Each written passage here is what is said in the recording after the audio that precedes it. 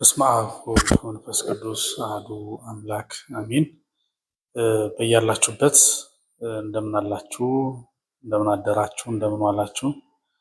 እንደምን ሰነበታችሁ? እግዚአብሔር አምላካችን በቸርነቱ ጠብቆ ለዚህ ሰዓት ስላደረሰን ስሙ የተመሰገነ ይሁን። ነቢየ እግዚአብሔር ልበ አምላክ ቅዱስ ዳዊት በቸርነትህ ዓመታትን ታቀዳጃለህ እንዳለ ዛሬ እግዚአብሔር ይመስገን የልደቴ ቀን ነው። ዛሬ የተወለድኩበት ቀን ነው። እናም በዚህ ዕለት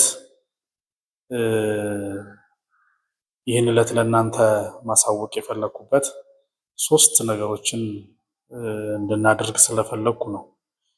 የመጀመሪያው ጉዳይ እንግዲህ እድሜን የሚሰጥ እግዚአብሔር ነው። እግዚአብሔር አምላክ ያለፉትን ዘመናት እሱ ባወቀ አሳልፍ ያለው ቀሪውን ጊዜ ደግሞ እንዲሁ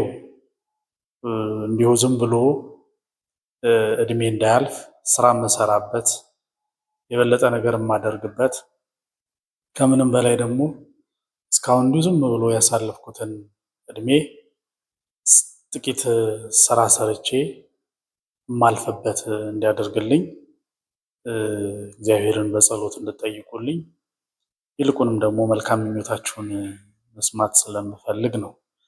ከዚያ በላይ ለሶስት ተከታታይ ቀናት አንድ ስራ እንድንሰራ ፈልጋለሁ። ይሄው ምንድነው? እንግዲህ ሰው ልደቱን ሲያከብር ባዶ እጅ አይጠየቅም አይደል? እናም በዚህ ዕለት እናንተም የልደቴን ስጦታ እንድትሰጡኝ ፈልጋለሁ። የልደቴን ስጦታ ደግሞ እንግዲህ ሁላችሁም በየራሳችሁ አስልታችሁ ምን ብሰጠው ብላችሁ ተመኝታችሁ ለአንድ ቦታ ይህንን ስጦታችሁን ቸርነታችሁን እንድታደርጉልኝ እፈልጋለሁ። ይኸውም በምስራቅ ወለጋ ሀገረ ስብከት በነቀምቴ ከተማ የሚገኘው የደብረ ሰላም ቅዱስ ጊዮርጊስ ቤተክርስቲያን ነው። ይህ ቤተክርስቲያን ከ100 ዓመት በላይ እድሜ ያስቆጠረ ብዙ ታሪኮች ባለቤት የሆነ በሀገራችን ውስጥ በተፈጸሙ ብዙ ኩነቶች ውስጥ የዚህ ደብር አሻራ በብዙ መልኩ የሚታይበት ደብር ነው። እናም ምስሉ ላይ እንደምትመለከቱት አሁን ያለው ረጅም እድሜ ያስቆጠረው ቤተክርስቲያን አገልግሎቱ እየተሰጠበት ያለው በሱ ነው። እስካሁን ድረስ የነበረውን ጊዜ ያሳለፈው አሁን ደግሞ ላለፉት 7 ዓመታት ደከመኝ ሰለቸኝ ሳይሉ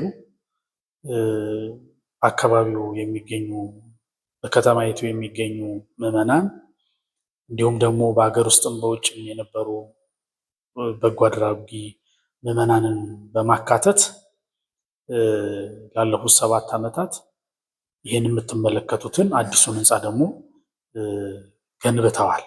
እግዚአብሔር ቢፈቅድ ብንኖር ብለው ለግንቦት 23 ደግሞ ለማስመረቅ ቀጠሮ ይዘዋል። ታስታውሱ ከሆነ የዛሬ 2 ዓመት አካባቢ የቤተ ክርስቲያኒቱን ቆርቆሮ ለማልበስ በዚሁ በማህበራዊ ሚዲያ ጠይቄያችሁ ነበረ። በእውነት ምላሽ የሰጣችሁኝ ወንድሞች እህቶች ነበራችሁ። ዛሬም በድጋሚ እናጠናቀው እንደዚህ በብዙ መከራ ውስጥ በብዙ ፈተና ውስጥ አልፈው ይህን የመሰለ ቤተክርስቲያን የሰሩ ምዕመናንን እኛ ደግሞ እናግዛቸው የሚል ነው። እንግዲህ ልደቴ አይደል? ስጦታዬን ለቤተ ክርስቲያኒቱ ወይም ለቅዱስ ጊዮርጊስ ስጡልኝ እላለሁ። ከታች ባለው የባንክ አካውንት ስጦታውን እንድታስገቡ እያልኩ አባቶች በጸሎት እንዲያስቧችሁ ስመ ክርስትናችሁንና ከተቻለ ደግሞ የባንክ ስሊፕ በኮሜንት መስጫው ወይም ደግሞ በውስጥ ብትልኩልኝ ደስ ይለኛል። እግዚአብሔር አምላክ የምትሰጡት አያሳጣችሁ። ሶስተኛው እንግዲህ ከቅርብ ጊዜ ወዲህ በዘመኑ የሚዲያ ዘመን ነውና በአራተኛው መንግስት እመጣለሁ ብዬ እንደጀመርኩት በዩቲዩብ መጥቻለሁ። እንግዲህ እስከተወሰነ ጊዜ ድረስ በተለያዩ ቋንቋዎች ማህበራዊም መንፈሳዊም ሀሳቦችን በመጋራት ቆይተናል። ከዚህ በኋላ ደግሞ እግዚአብሔር እድሜ ቢሰጠን ብንኖር የበለጠ የምንሰራበት ስለ ቤተ ክርስቲያናችን እንደ አማኝ የምንነጋገርበት እንደዚህ ጋር ደግሞ ስለ ሀገራችንም ስለ ማህበራዊ ህይወትም የምንነጋገርበት ሚዲያ እንዲሆን እመኛለሁ። ስለዚህ ይህንን ሚዲያ በዚህ በ3 ቀን ውስጥ ጊዜ ባልገደበውም ሁኔታ ይህንን ሚዲያ ሰብስክራይብ በማድረግ ያለውን የሰብስክራይብ ቁጥር በመጨመር አገልግሎቱን በማስፋት አንደኛ ሰብስክራይብ በማድረግ ቤተሰብ እንድትሆኑ ጋብዛለሁ።